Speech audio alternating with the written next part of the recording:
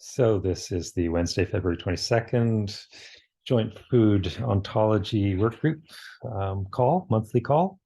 And its agenda is fairly basic. I'd like to talk a bit about the upper level food ontology organization that we're proposing now as a result of some recent work. And I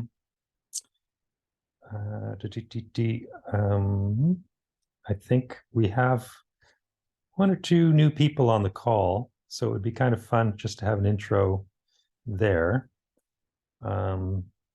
So I guess it's Ran. Ran Lee, would you like to introduce yourself? Yes, sure. Hi, everyone. My name is Ran, and I'm currently a third-year PhD student at Ohio State University. And also my advisor, Brian, is here. Right. Yeah. Nice to meet you all. Right. And Brian is on the call, new member too, and we'll be introducing a project coming up. Brian, would you like a little intro?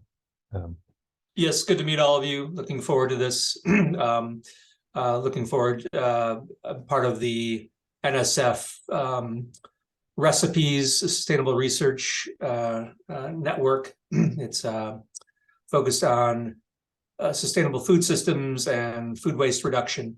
And we are working collaboratively with folks from the Icicle NSF Cyber Institute.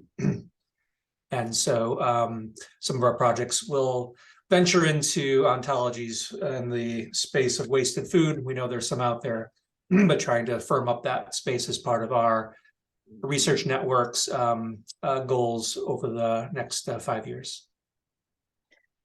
Great. And we have you penciled in to present a bit about one of your food waste projects on March 29th, so next month. Looking forward to that. Okay, so just checking the chat.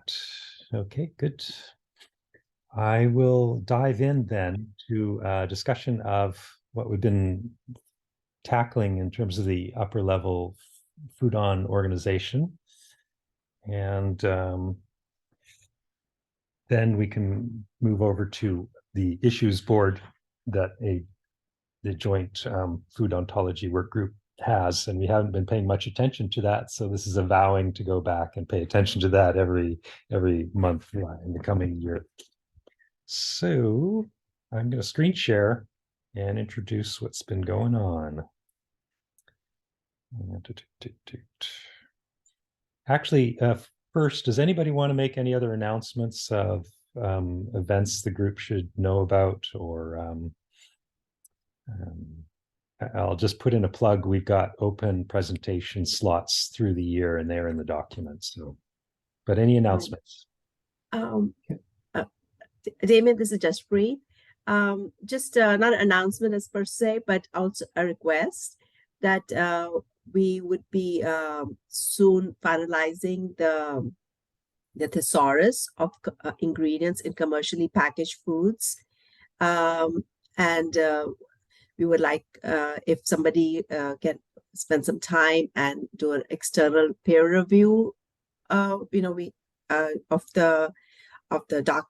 database and the documentation. So if you can, please do reach out to me. I would really appreciate it. This is something I believe would help with the general infrastructure for study of commercial packaged foods, because there are just so many variations of the same ingredient. And so we have assigned preferred descriptors for that. So, and I'm it's heartening to see I'm seeing already some messages there popping up. So appreciate it.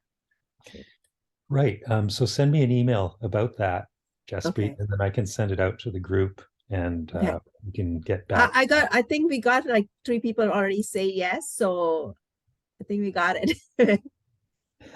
Okay. So well, the more the merrier, right? Okay. Sure, I'll do that. I'll send the email. Yeah. All right. Thank you. Appreciate it. You bet. Damion, if I can make a quick announcement / plug. Yep. Hello, everyone. This is Kai Blumberg from USDA's Food Data Central team, and we're working on coordinating a working group to help create a minimum information standard checklist for food composition data, metadata. We're hoping to be able to make use of things like FoodOn to better make data interoperable within USDA, but also out to other agencies or governments, et cetera. So if anyone's interested, I think this has probably been mentioned before, but I just wanted to make a plug. Please feel free to reach out to me. And I see from the video from last time that you said you might maybe be able to make a presentation slot for this, Damion. So I'd be interested in doing that if that's appropriate or acceptable for people here. That would be great. So I'm just making a note of that. Kai,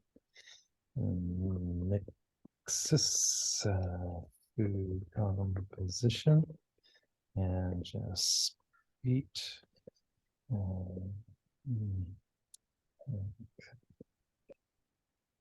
Thanks, Damon.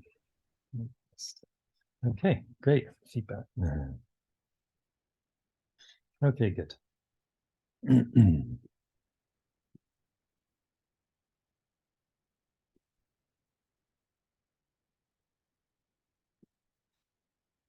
Okay, so I've been working with Anusha, one of our curators, as well as Kai, to bring a formal template to animal parts that are raw ingredients in our food ontology.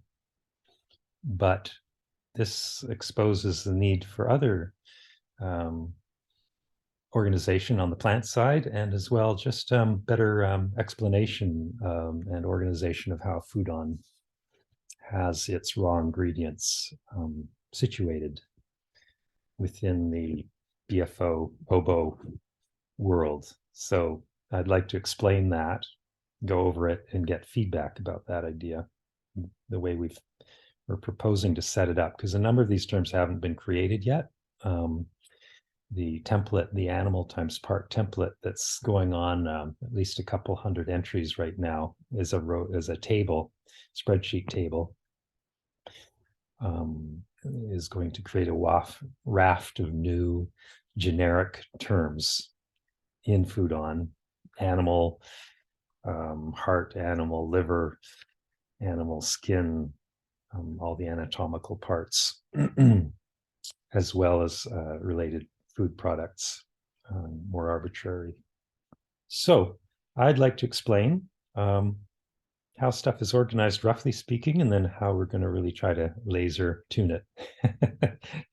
And some questions that we need feedback on. So to start, we're dealing with food, so that's a material entity. Not all food is organic. It's not all organisms. Sometimes it can be salt, water, other kinds of minerals directly. So at the moment, there's this thing called food material, which is a kind of material entity, and it has a role of food. And that just role doesn't have to be present all the time, but it can show up sometimes. An instance of food can be involved in that role. Yeah, food material. And then food products are situated underneath food material, and there's this sense that some kind of process has been applied to the food material to get a product out of it. Now that could be just harvesting. That's enough to make something a product. Tending to an apple tree in an orchard might be enough to call the apples on that apple tree a product that you're tending. So that's very generic, but when we get down into the nitty-gritty, what we've got is an organism hierarchy, and that's coming from the NCBI taxon hierarchy within OboFoundry. So all of these organism references are to the whole organism, and that is broken down into bacteria and eukaryotes and so on in the NCBI hierarchy that we can reference. And then FoodOn is providing its own organismal source. At the moment, it's called food product organismal source, but we're going to shorten that name just to organismal source. And it's basically just a shallow tree onto this much deeper, 20 to 40 level deep NCBI taxon hierarchy, Latin-y hierarchy of organisms down to the species and subspecies level. So that's taxonomy, but to say what a thing is, what its parts are, shifts us over into the anatomy part. And in fact, all of FoodOn's raw animal and plant and fungi organisms are really primarily referenced anatomically and then with an in-taxon reference over to the organism that they are connected to. So generically, we've got a multicellular organism from Uberon, and that's also a reference to the whole thing. So we've got animal whole there. Now, animals can be alive or dead. So Uberon has the carcass term for a dead whole animal, everything included. And then what we don't have yet is a live animal. And I was looking in Obo Foundry for a term for live animal, and it just isn't there as far as I can tell. So it seems we either have to get one in FoodOn or maybe convince Uberon to have one. Anyway, so chicken whole is an example of a FoodOn term that would be positioned right underneath animal whole. Now we get into the plant ontology, plant anatomical entity, and that includes both substances exuding from plants. It includes plant structures, and a subset of the, or subclass of the plant structure is actually a reference to whole plants. So plant ontology doesn't make reference to Uberon, multicellular organism, but we could structure whole plant that way too. So there are very few plants that you'll find referenced as a food entity as a whole, but living lettuce is one of them. Roots and all, you can buy in the store. And so that's why I use that as an example. Portion of plant substance, pretty easy to come up with things like plant sap, gum arabic, or maple syrup. And then multi-tissue plant structures. That's where we get into leaves, stems, roots, fruit. And so an example of a durian fruit, whole fruit. So we're still talking here about the whole, a whole entity in the plant side. To get to anatomical parts on the Uberon side, where animals are talked about, we get into a slightly different, higher level breakdown. So there is actually opportunity to bring the plant ontology and the Uberon anatomy ontology one step closer by seeing if some of these upper level categories could be merged. But there's one difference I'll flag about Uberon and plant ontology, which is the plant ontology allows us to reference each part alone, like the fruit, without necessarily thinking it's connected to the rest of the creature. The plant, I had a discussion with, I think it was Laurel Cooper and Chris Mongal about this. So seeds and plants, seeds and fruit can be considered on their own. You reference them ontologically, and you're not also involving the reference to the rest of the organism. So a reasoner won't assume the rest of the organism is attached to a piece of fruit. Whereas over on the Uberon side, if you reference the heart, a reasoner will assume that the rest of the organism is around this heart, the rest of the prototype organism with all of its pieces. So logically speaking, there's a little bit of a problem for us for the anatomy side, where we might have to, we do have to, whenever we talk about an organ of an animal or a piece of something, we have to kind of say it derives from the Uberon reference to an organism or organ or piece. Right, so I've just used one example on each of these upper level categories, but there are thousands of examples actually sitting underneath in FoodOn right now and also to come. Just as an example, so developing anatomical structure, embryonic structure, shelled egg, animal egg, hen egg. As Magali pointed out this morning, what about insect eggs, fish eggs, things that don't have shells on them? So have to figure out, but there is probably another child in here for unshelled egg. And so that would be good to include in the example. Anatomical structure, multicellular anatomical structure, organ, liver, beef liver whole. So this whole layer here is a anatomical part, and then with a in taxon reference to some taxonomy. And fungal structures too. So when we talk about a mushroom in the store, we're almost always talking about a decapitated mushroom. So we're talking about half the mushroom, really, the fungi, and that's what the fruit body is, the anatomical part.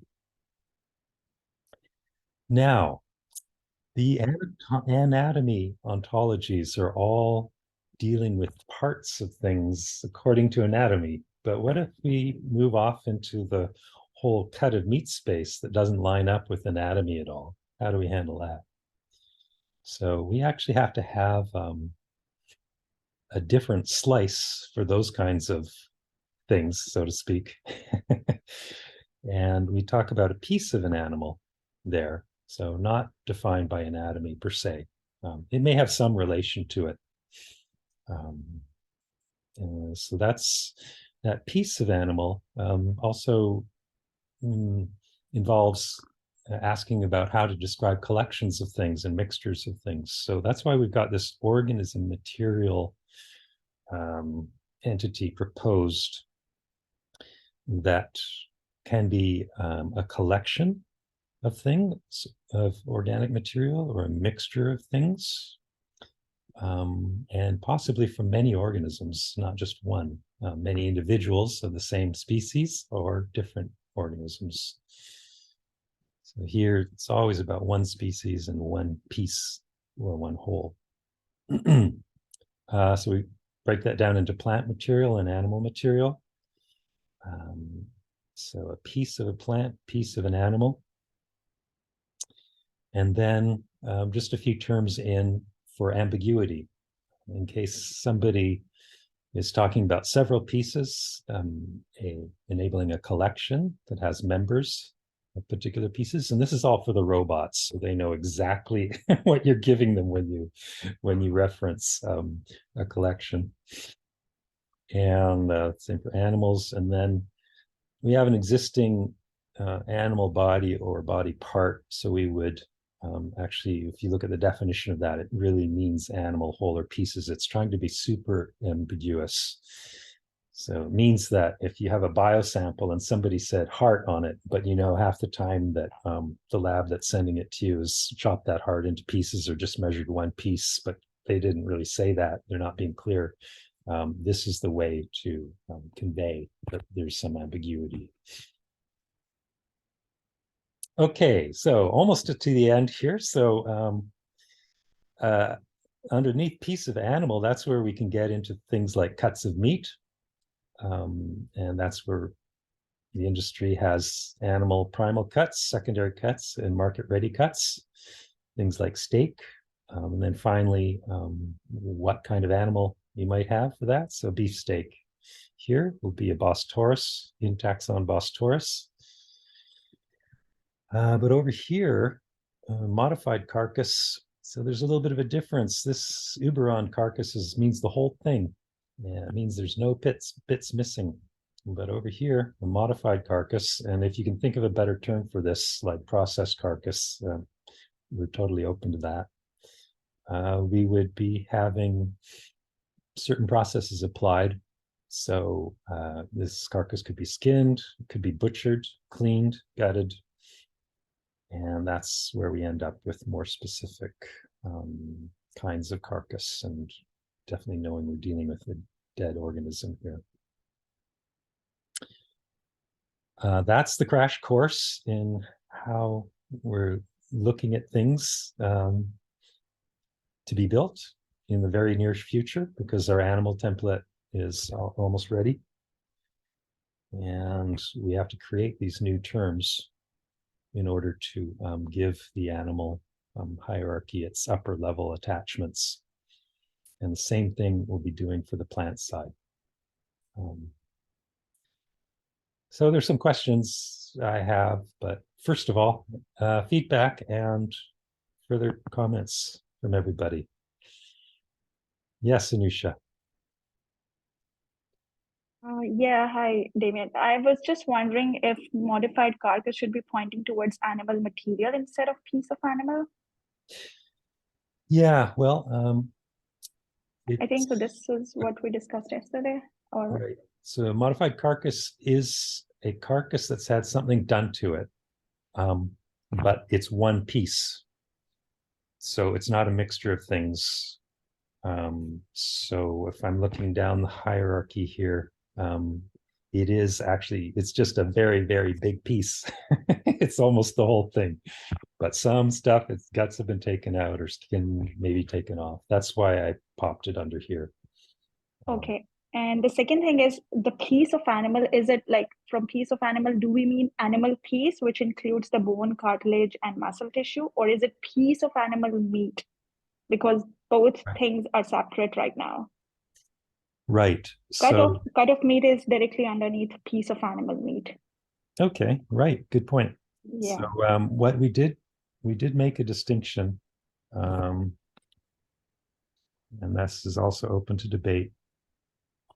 So we have piece of animal meat, which further is categorized as cut of meat, and then also piece of animal organ is also underneath this branch. Right. So the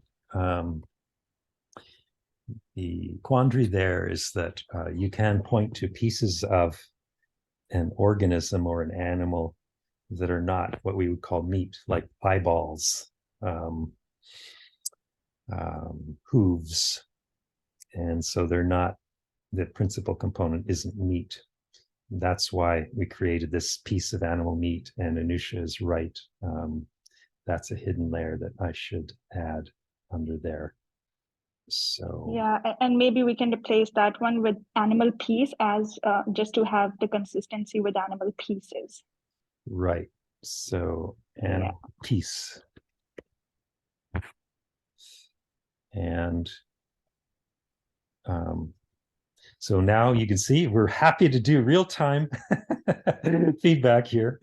That sort of brings up one item of discussion, which is this piece of animal, piece or portion thing. But anyway, any other comments, Anusha? No, that's all. Thanks so much. Okay, Matthew.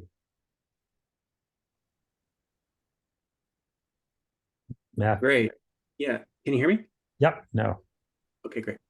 So this is great. I will be happy, and IC Foods, more larger than just me, will be happy to help carry this forward. You know, we have a new USDA grant starting on April 1st, specifically about meat processing.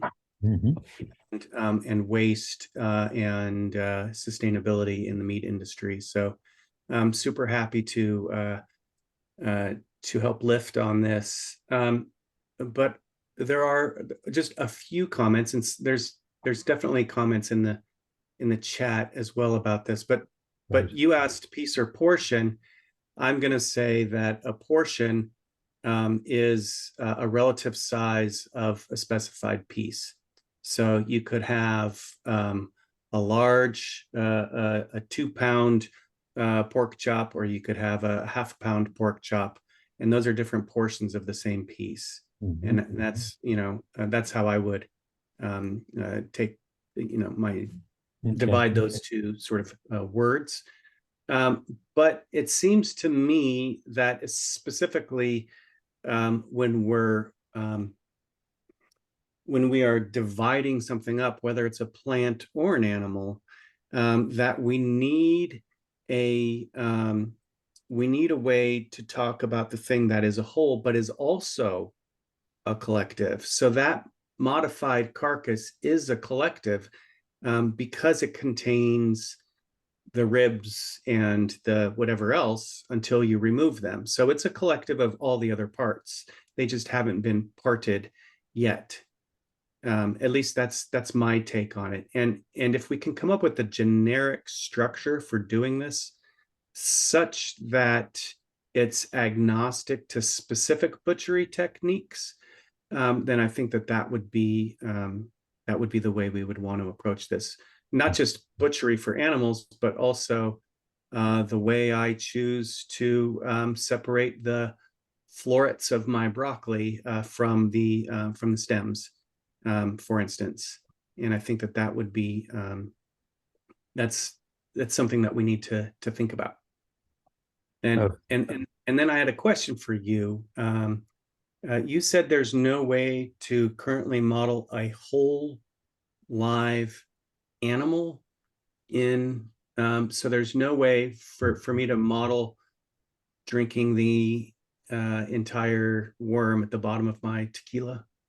Oh, no, didn't mean that at all. I meant that where's the plant ontology when it lists off all its anatomical entities, you're allowed to reference any one of those and not have the AI assume that it's connected to the rest of an organism. Uberon is the opposite, as far as Chris Mongal said. You reference the heart of an animal, it's assuming that the rest of the creature is connected. So that if you ask what is heart part of, the AI or you asks that question, it will give you back. It's part of all of this stuff. Whereas if you have a severed heart in front of you, it's not part of anything else. It's been chopped off. So there's that, a little bit of that logical, ontological, call it purist, but formal modeling. So in fact, what you, this Uberon carcass has all the parts to it as far as Uberon is concerned. It will list off every single piece from an anatomical perspective. And sort of to your point about, is there an equivalent in butchery? No, FoodOn has not modeled that, except in this way here with this primal cut and secondary cuts being part of, and market ready cuts being part of that. But we haven't really gotten into, then Anusha will testify that she's immediately confused about some boundaries, even we're getting USDA feedback about that. But those boundaries are going to differ based on which continent you're on. So that's a tricky problem. And I would love, Matthew, for you to get some energy on some staff on that. Yeah, that's going to happen for sure. Okay, great. I'm guessing if I may jump in, because it is related to the discussion about cut of meat. Yeah. Just to say that we previously spoken about this, but I remember that we also spoke about tissues, like adipose tissues and so on. So when we are speaking of meat, are we only speaking of flesh or also fat and so on? Right. We have the discussion about bone and skin and right. So in Uberon, multicellular anatomical structure has all of that stuff, and it's actually got lungs and muscle tissue defined possibly in a polyhierarchy. So I didn't squeeze that on here, but if you'd like, I can add some examples. If I may, Damion, I think Magali's question is slightly different. What happens when we render the fat off of a cut of meat, for instance, and now we have some tallow or some lard or something? Right. Okay. That is a part of the animal. Yes. That was my question, because you have a mixture of meat and fat and so on. Okay. And when you disassemble the fat, yes. Yeah, okay, so it's a slippery slope. It's a slippery slope because what this chunk of the ontology is trying to tackle is pretty much unprocessed, relatively speaking, unprocessed stuff that may have been chopped anatomically. Possibly, this is where we get slippery, ground beef. Now, that's not just been chopped, that's been squished. Yeah. So, how do we incorporate other products that are not just chopped off, like fat separated from meat, which fall within this anatomical categorization and or this cut organization? Well, we need a processing hierarchy to do this. We can't do this without an actual, and I mean, I don't know how far you've gotten with what you've been working on, but I think, we've done a decent job separating out like a separation process from a combination process from a variety of these types of processes. And I think hooking those into these parts so that we can get from an anatomical part or collection of parts into a culinary part or collection of parts, I think, because that's really what we're talking about is going from a strict anatomical representation to a culinary representation. Right. So, and then there is the wide array of processes that can be applied, Right. such as cutting and squishing and boiling and cooking and all of this. So this is meant to just tackle sort of equivalent to the anatomical severing, portioning, identifying the boundaries of over to the boundaries that a blade can make. But that would be a separation process, whereas grinding meat is not a separation process. Right. So over to all of the other kinds of processes that one can apply. So FoodOn has its food product hierarchy right now just as a place to name those products without tying together all the processes that transform one to the other. And just to say, FoodOn has a list of processes inherited from Languel and some others added on, but they don't over 250 processes, but they're not laboratory / food science / physics oriented. So Tarini and I did a paper as a first stab towards organizing processes to satisfy food processing and food science. Magali is going to present on that similar stuff, I presume, in 2 months. And so it's all coming together. We could have another JFAO dedicated to food processing. And maybe yes, that's because one that I happens think in 2 months. you are right. You are right. We have to have a clear distinction of what you call a separation process, because we have to be clear what a process is, because when we cut the beet, it is already a part of a process. And so I understand that what you mean for to distinguish between anatomical part, we have to distinguish pieces, whole and pieces. That's all right, but we have to be careful how to introduce the process part because it is tricky to cross product and processes. But yes, I think it is a right way so far to distinguish between food product and food material. That's already a big advance, I think, to clarify between pieces and whole. It's already a good point. Right. Okay. Yes. So so if I understand, you said that we only consider one organism is cut or separated from the whole body. then we I'm can just saying consider that's that. that's Yes. such a basic step Yes.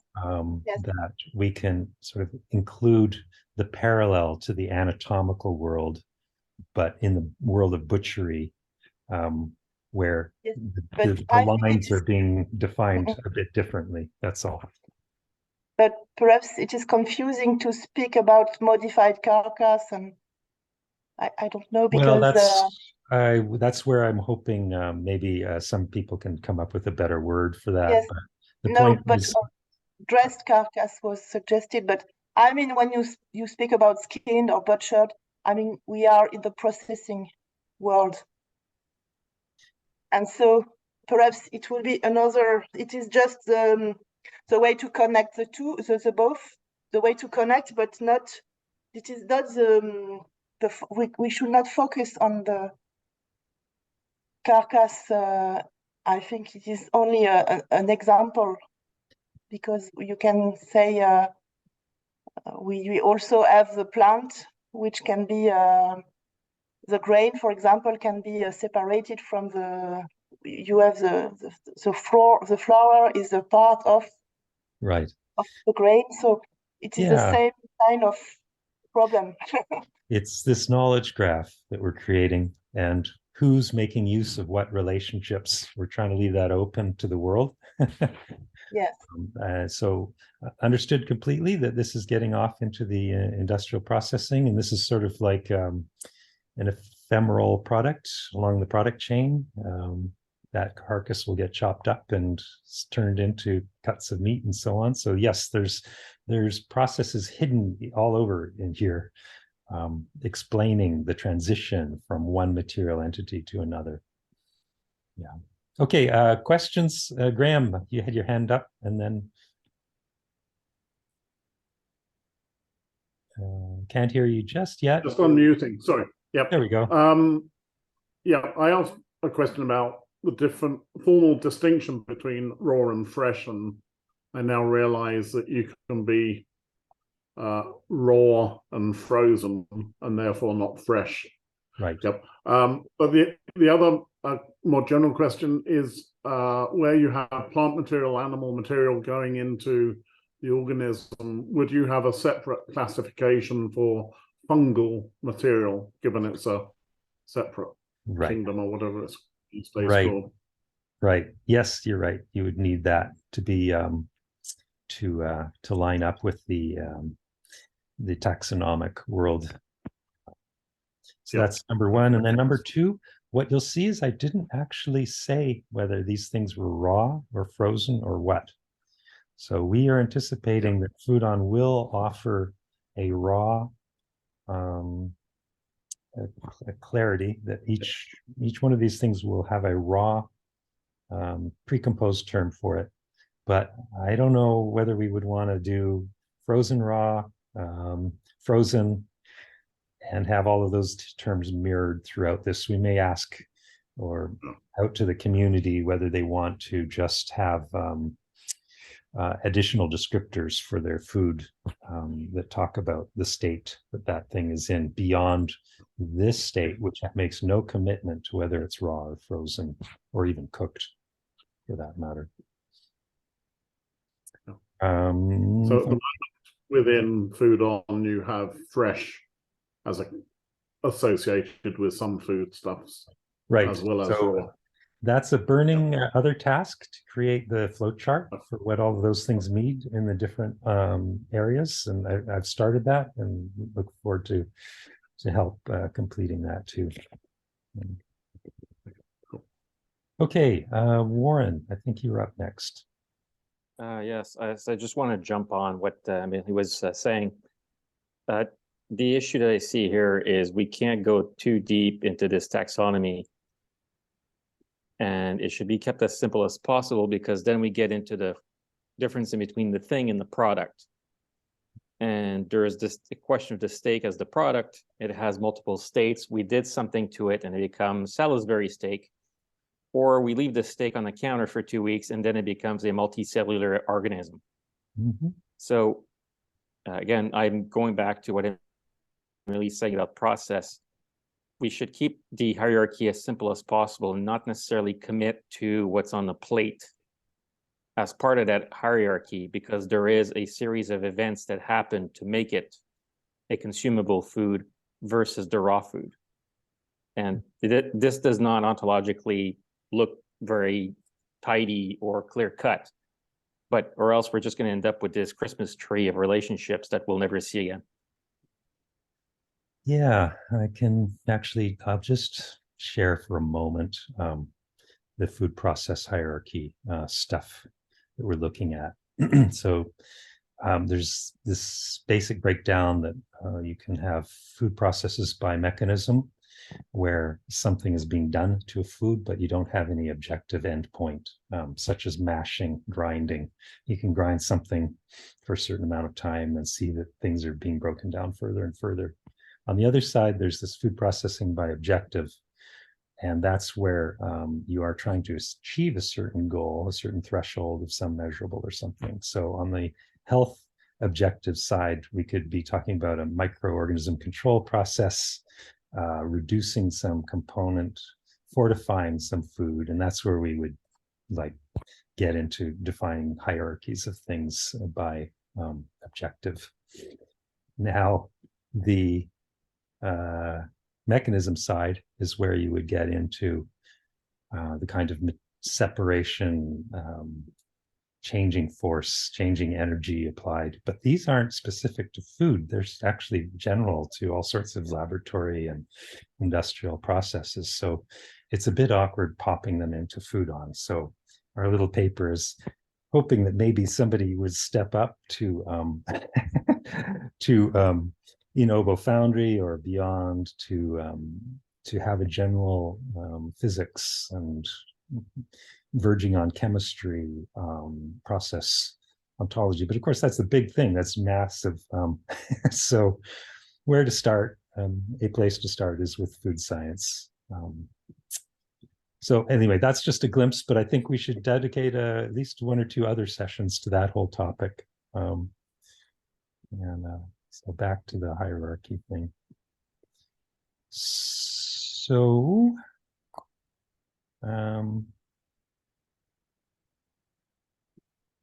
Jaspreet, thanks, Damion. So I just had just an example of the terminology used. So I was wondering, like, you have mango piece here. Would you have a different one for mango, like shredded mango or dried mango, or right? So that's where we get into this process thing. What we could say is all of those things you just mentioned are derived from mango tissue or mango flesh, a certain kind of flesh. So if we're trying to be all ontological about it, we would create under a mango food product, we could list all those things you just said, but then tie them back to this mango piece or mango flesh as its sort of originating substance that those other things came from. But then we need the process ontology to explain that in some way that robots or people might find helpful in research or analyzing nutritional content. But at least we have a home for mango piece, and at least we know where to stuff under mango food product those things. I guess for me it was more the terminology, like use of the term piece, that kind of threw me off. Just like the same thing with brown mushroom. I mean, that's not how it's usually mushrooms are by variety. So yeah. Darn, so, I should use this a different example then. This is the Portobello cremini mushroom. Yeah, that's what I'm saying. So usually brown in FoodOn, but maybe we should call it cremini. Yeah, because I mean, if you look at at the stores or NALT and all, they do have the type. I mean, and that's how it is identified. So Yeah, to be clear about those mushrooms, we've got about 30 different varieties, and they're all Yes, by we name. do. We do. Yeah. I mean, I've been working on this for years, the last couple of years, so I know what you're talking about. Okay. But to peace, that one, what would you call? Would you want to be calling this mango tissue or mango fruit flesh, or what would you be wanting? I mean, we can carry this conversation on the side. Yeah, I am yeah. I mean, I'm interested. just thinking, I think from I guess what the criteria is that something that you want? Is that what organizations and the consumers would know, or is it something Oh. that just the ontologists would know? So Okay, so anybody coming to FoodOn will be coming with their own vocabulary needs. We're hoping to satisfy those with synonymy, so that if you're doing a search on whichever way you want to call that mango flesh or piece, that you come to this one item that gets you what you want in terms of information. But we can't satisfy everybody in the label, so you have to choose one, and that's tough. But if you were saying to me that mango flesh is probably the most accessible way, or maybe the most ontologically core way to talk about this, then I'm interested in that.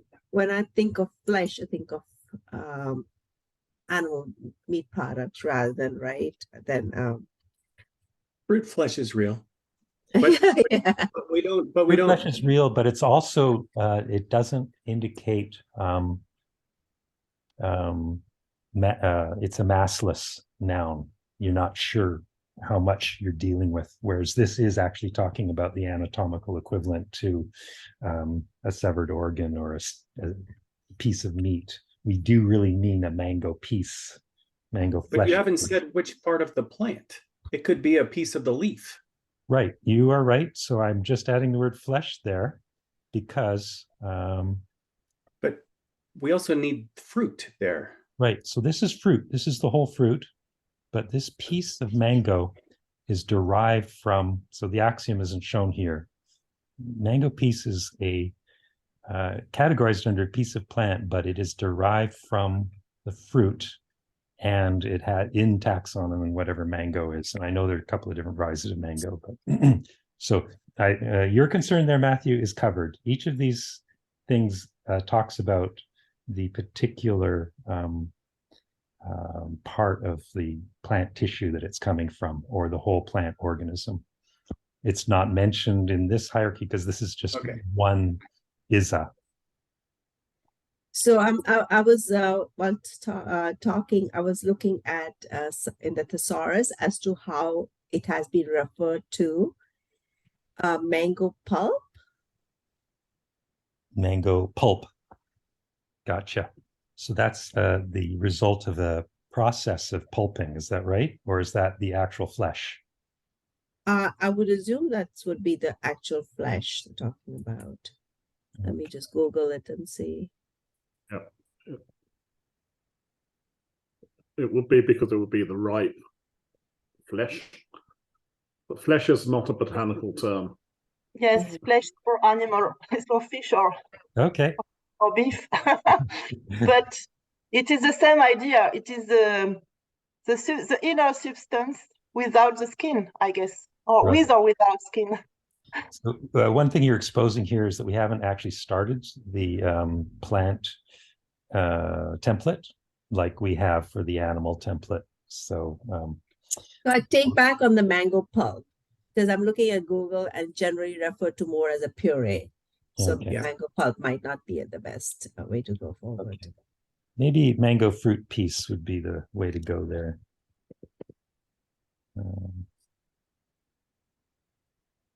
Okay, anyway, not to get bogged down into the details of that, there will be a whole plant template coming up. Okay, I'm not sure who's next. Is it Matthew? I think Matthew. Yeah, so I'd like to suggest and happy to be part of that. You know, you mentioned doing a joint food ontology work group. I didn't know if that was going to be on processing, if that was going to be a working session, or that's people bringing abstracts that they've written. So I don't know what format that looks like. I do think it would be great to have a little breakout group from here to work on the next steps of processing. And I was looking at your hierarchies that you mentioned back there.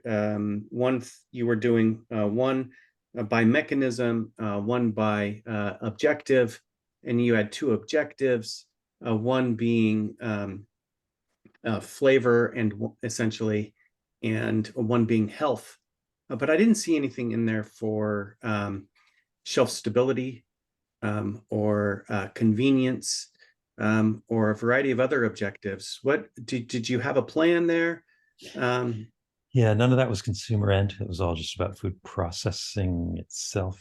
But not those are processing. You are right. You are right. Yeah. So nope, not no work done there.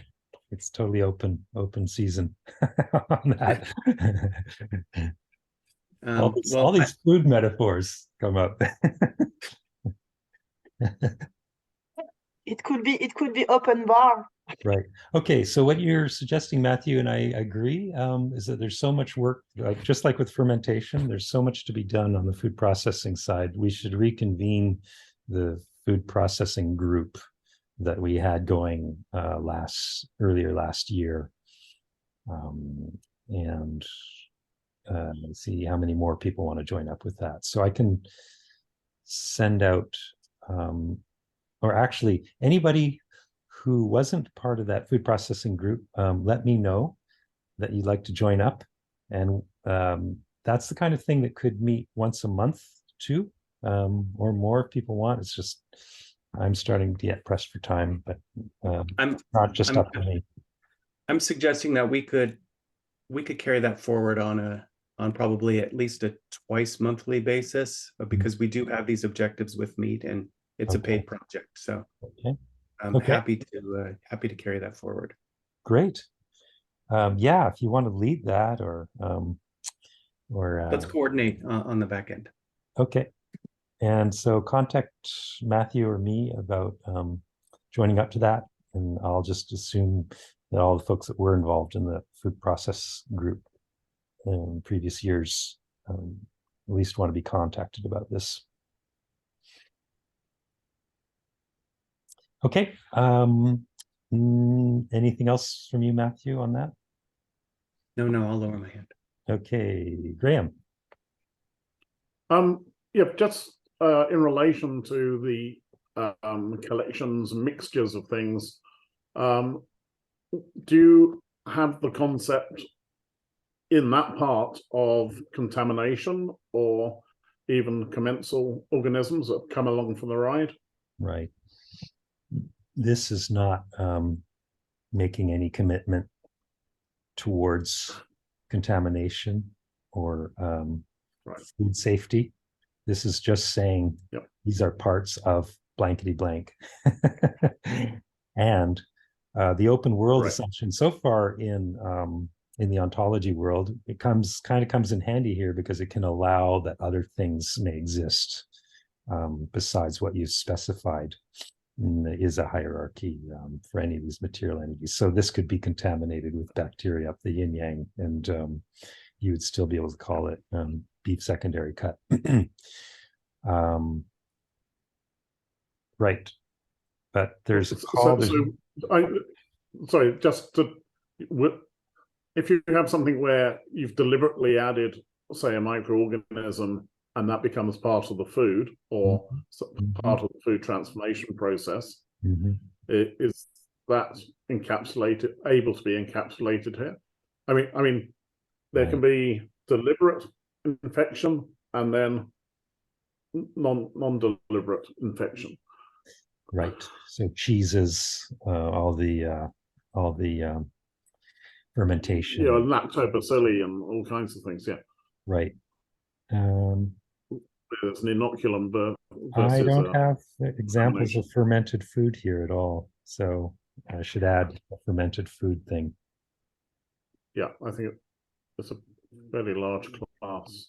Yep. And then it allows at least to think about contamination compared with that.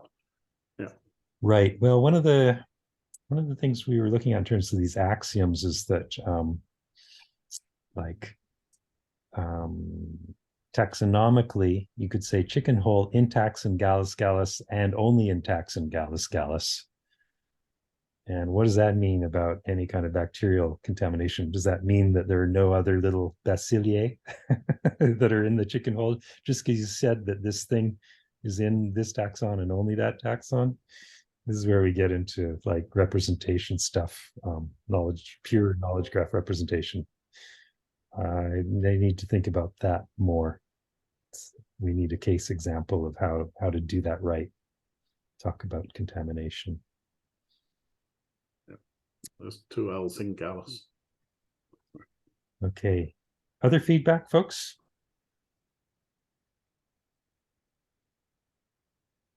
Oh, right. So I haven't been paying attention to the chat because I can't think. And I mean, I'm not multi-channel.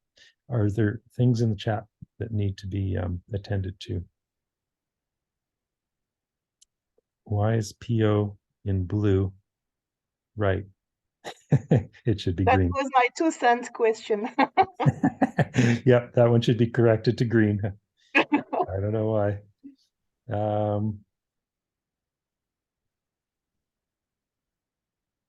Damion, have you at all, I've seen a couple things now where we can, a couple libraries out there in Python for reading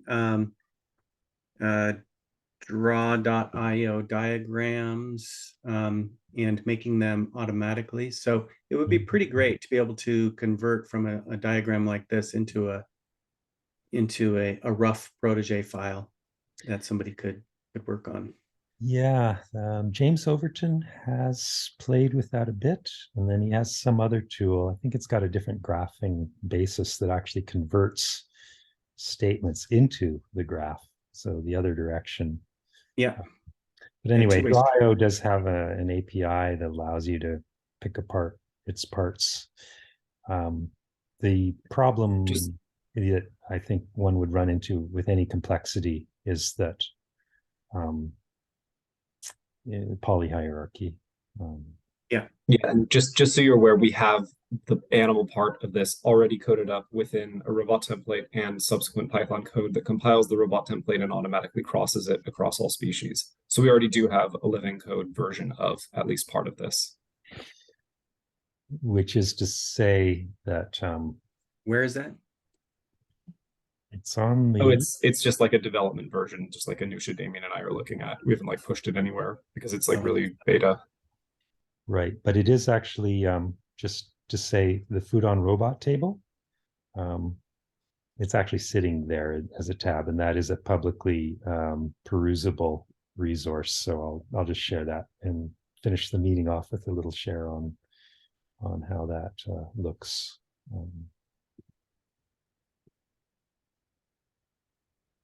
So the FoodOn robot table is our effort to provide templates. The robot part is using a robot tool to actually convert all these entries into, well, not on this tab, but on the other tabs, to convert all the entries we have into ontology terms. So when you're looking at apple whole in FoodOn, it's actually coming from all the content that's sitting, or most of the content that's sitting in this table that's describing the definition editor, the parent term,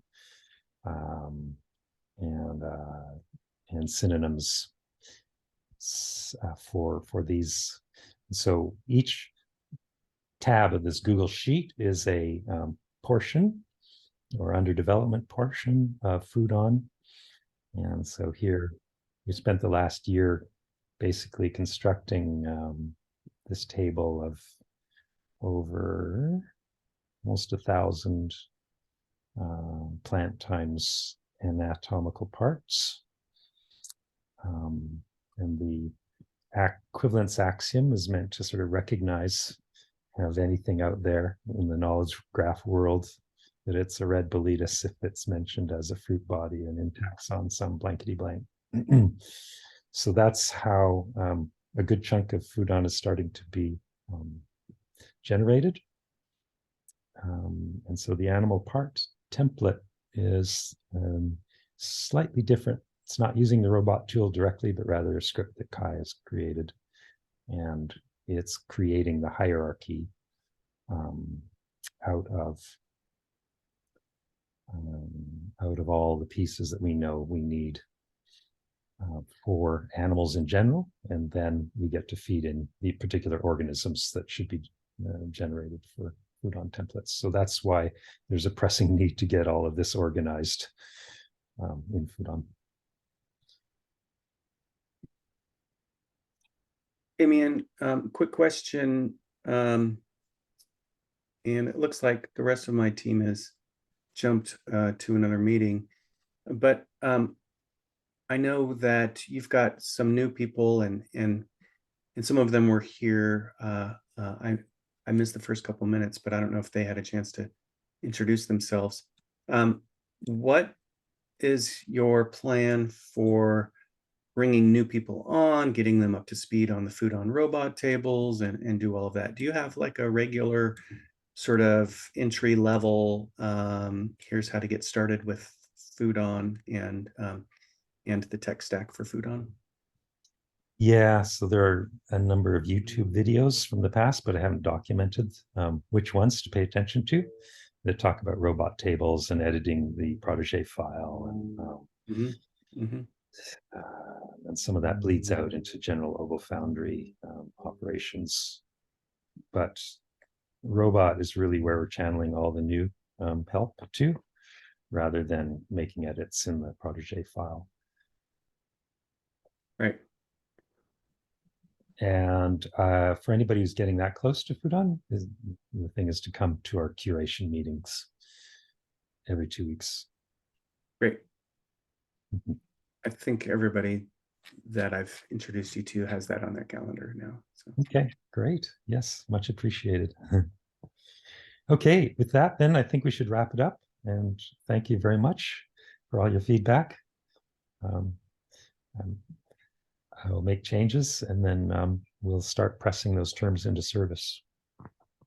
Damion, do you have 30 seconds? Yep. Okay, everybody. Say ciao. Thank you so much.